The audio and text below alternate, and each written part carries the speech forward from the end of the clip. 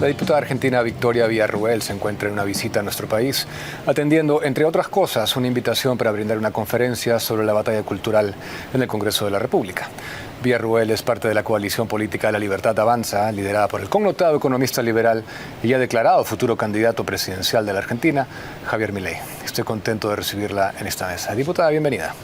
Hola Diego, ¿cómo estás? Gracias por invitarme a tu programa. Bien. La conferencia que usted vino a dar se titula, como hemos anunciado, ¿por qué necesitamos dar la batalla cultural en América Latina? Dado que esa es probablemente la parte más importante de mi trabajo, quisiera yo pensar, quiero empezar la charla preguntándole efectivamente por qué es necesario darla y cómo define usted la batalla cultural. La batalla cultural, en primer término, es la defensa de nuestras ideas, de nuestros valores, de nuestras costumbres, en el caso de Perú, de las comidas, de nuestro sistema de vida.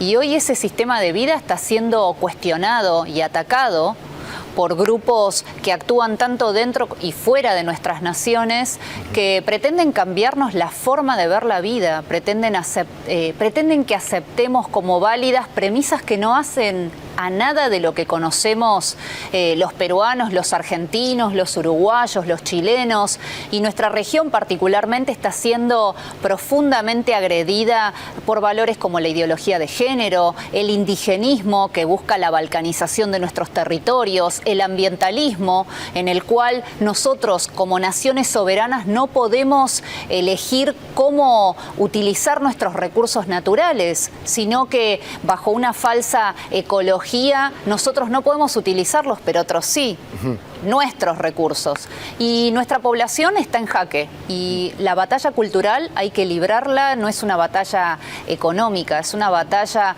en el campo de las ideas, en el campo de la política, del derecho, de lo social, ¿por qué no del arte? Y eso es un poco lo que vine a contarles aquí en Perú y que es lo que, en lo que trabajamos y defendemos con Javier Milei y con otros políticos relevantes de la región. Mucha gente, cuando comenzábamos a hablar de esto, sobre todo los más jóvenes, a quien yo siempre trato de dirigirme, decían que hablábamos de teorías de conspiración. Cuando hablábamos de que la cultura era a través de lo cual se infiltraban estas ideologías, entonces era lo que se disputaba y a través de ello se les abría rienda suelta a las facciones más radicales. Pero el progresismo, eso me interesa mucho lo que usted acaba de mencionar, porque la causa cumbre, la causa más connotada del progresismo a nivel mundial es el ambientalismo, que nos culpa básicamente de todo, busca restringir nuestras libertades, pero muchas cosas de las que nos advirtieron no se han cumplido. Yo soy una persona profundamente respetuosa de la preservación de la flora, de la fauna, pero también creo que no podemos hablar de flora y fauna si tenemos a nuestros pueblos viviendo en la más absoluta miseria. Si nuestros recursos naturales, que en el caso de Perú y de la República Argentina son profusos, son ricos, o sea, nuestras naciones son naciones ricas, no podemos elegir cómo explotarlos. Por supuesto, pensando en las nuevas generaciones, pero teniendo presente que son nuestros recursos naturales y son nuestras riquezas y somos nosotros, los nacionales de la nación que sea, los que debemos elegir cómo son explotados y no otros países u otros intereses.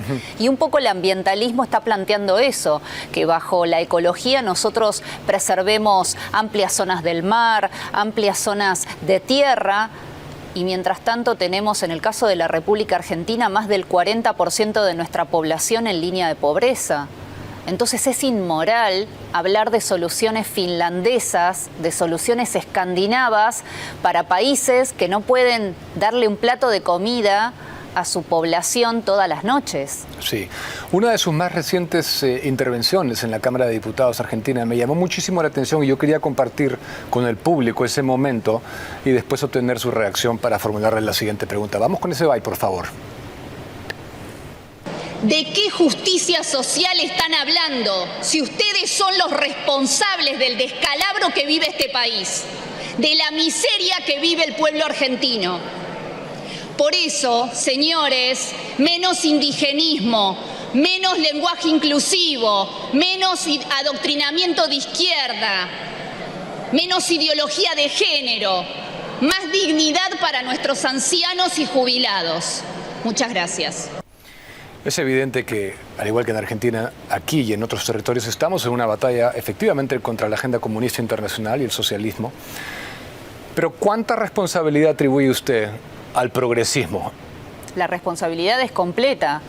La izquierda, no solo la izquierda castrochavista, sino la socialdemocracia son responsables de que países ricos vivan en la miseria, de que nuestras naciones no tengan progreso, de que nuestros derechos humanos cada vez se restrinjan más, que la libertad empiece a ser una utopía, que la libertad de expresión no esté garantizada para todos.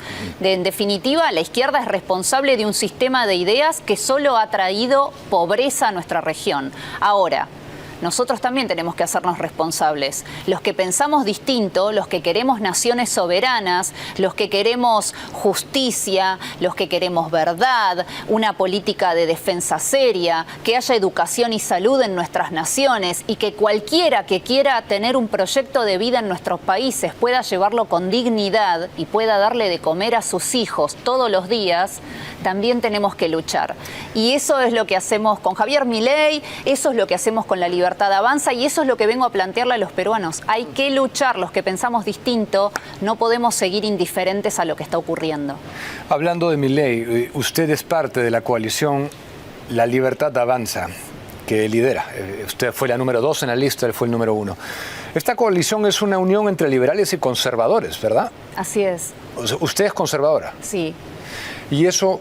Igualmente te tengo que decir algo, Diego. Si quisiera que me definieran, lo único que querría que se recuerde de Victoria Villarruel es que fui patriota. Nada más. No me interesan las categorizaciones, no me interesan las carátulas. Lo único que me interesa es que amo profundamente a mi país y por ende estoy muy de acuerdo con que los demás amen sus países y los defiendan y los protejan. Y creo que tenemos que luchar todos. Y este movimiento en el que confluyen personas de diferentes ideologías o diferentes matices, lo que busca es eso, que nuestras naciones vuelvan a tener el sitial de honor que merecen.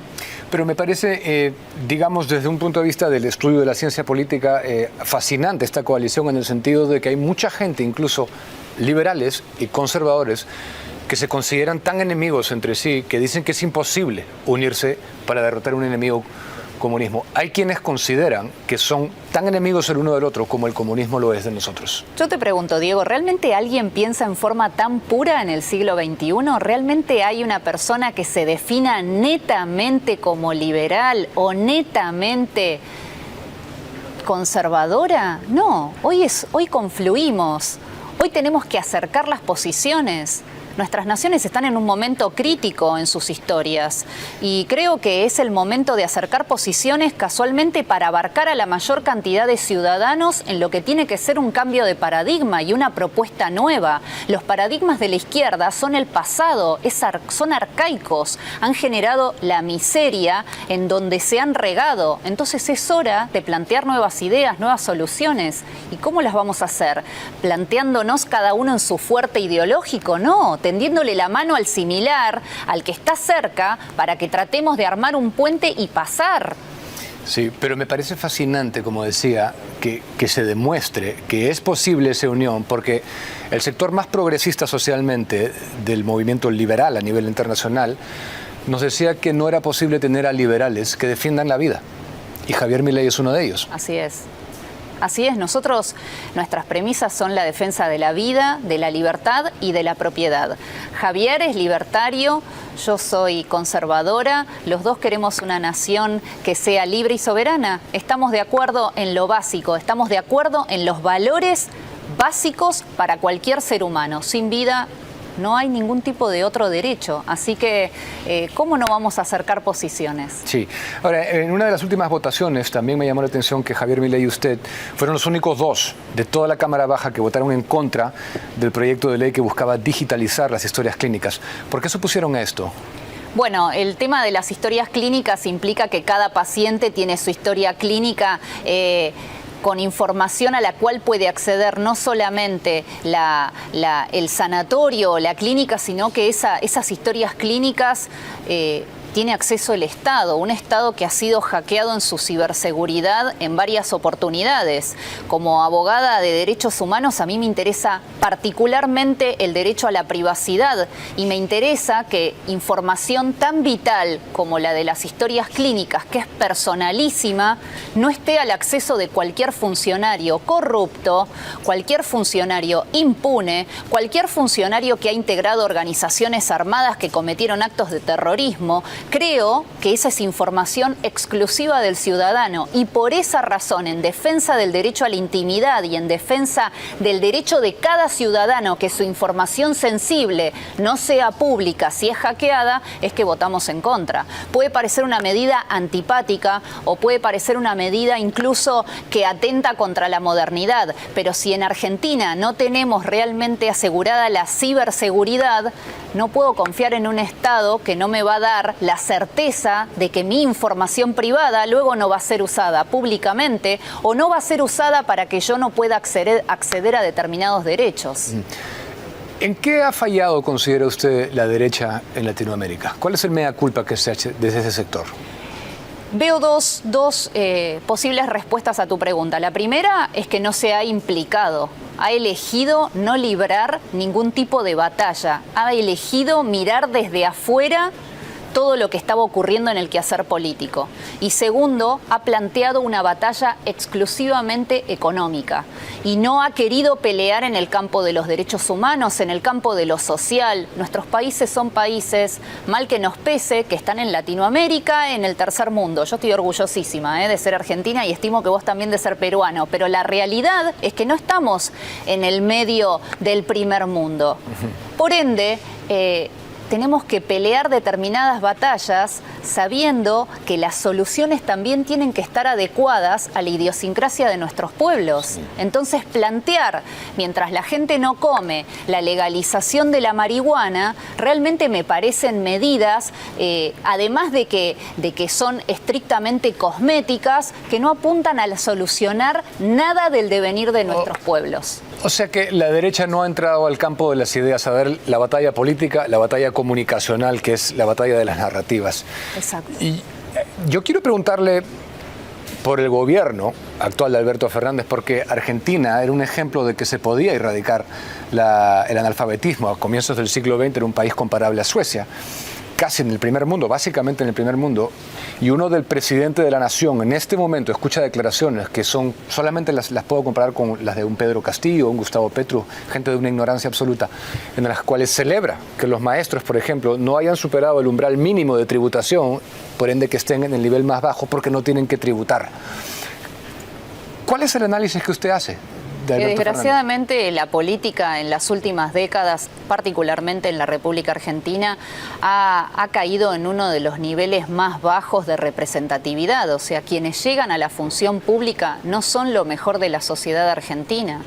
Quienes están peleando en la arena política no son aquellos que están pensando en el bien común. Están pensando única y estrictamente en su beneficio. Por esa razón, dos ciudadanos comunes como Javier Milei y yo, en nuestra primera incursión política, terminamos representando un montón de ciudadanos silenciados. ¿Por qué? Porque la clase política no los representa. Porque la clase política está nada más preocupada en perpetuarse en el poder, en alternarse en el poder, en sostener determinadas ideas que incluso son foráneas, como la ideología de género o como el indigenismo, y no en plantear la solución de que el pueblo argentino viva con dignidad y que pueda tener un futuro en donde nació. Y seguir haciendo activismo político con el dinero de todos nosotros. Por supuesto. Y empernándose en los puestos con el dinero del pueblo. La pregunta final me ha dado el pase perfecto para hacérsela. En un minuto, diputada, usted es básicamente, políticamente hablando al menos, de las personas, si no la persona más cercana a Javier Milei. Objetivamente, dejando de lado la emoción, objetivamente, ¿considera que Javier Milei puede ser el próximo presidente? Sí, por supuesto. Es un momento histórico para la República Argentina. Es un ciudadano que no estuvo antes en política, que desde el primer minuto dijo, vengo a decir lo inconveniente. Si pierdo, me retiro de la política y seguiré mi vida. Y yo en eso lo voy a acompañar, apoyando a quien decide poner toda su inteligencia, sus fuerzas y su tiempo para cambiar la Argentina. ¿Y qué le dice a la gente que ve con recelo, por ejemplo, las propuestas más extremas, como la de la anulación del Banco Central de Reserva? Hasta ahora no nos fue muy bien con las propuestas comunes, ni nos fue bien con el estilo correcto de la mayoría de la clase política. Tal vez es hora de experimentar finalmente al que no tiene miedo a nada. Y Sí. en eso nosotros podemos dar cátedra. ¿Sigue donando su sueldo? Sí, él sí. Cumplió. Bien. Así es, Muchas por gracias, supuesto. diputada, por estar Gracias. esta noche. La mejor de las suertes en su lucha. Gracias. Gracias a ustedes por sintonizar. Como siempre, los dejo en compañía de Rey con Barba. Sigan con el bloque estelar de Willax.